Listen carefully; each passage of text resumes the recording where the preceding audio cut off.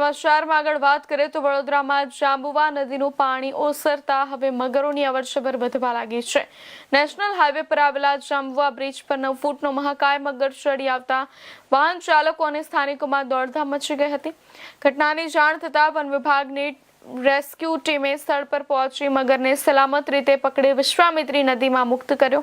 વડોદરા શહેર અને આસપાસના વિસ્તારોમાં વરસાદ બાદ જાંબુવા નદીનું પાણી ઓસરવાનું શરૂ થતાં મગરો રહેણાંક વિસ્તારો અને માર્ગો પર દેખાવાની ઘટનાઓ સામે આવી રહી છે।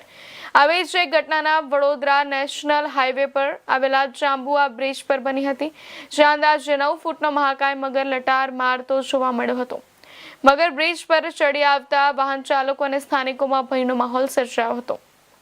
ઘટનાની જાણ તાત્કાલિક વન વિભાગની રેસ્ક્યુ ટીમને કરવામાં આવી। ટીમે સ્થળ પર પહોંચી સાવચેતીપૂર્વક રેસ્ક્યુ ઓપરેશન હાથ ધરી મગરને સફળતાપૂર્વક કાબૂમાં લીધો અને બાદમાં મગરને સુરક્ષિત રીતે વિશ્વામિત્રી નદીમાં પુનઃ મુક્ત કરાવવામાં આવ્યો હતો।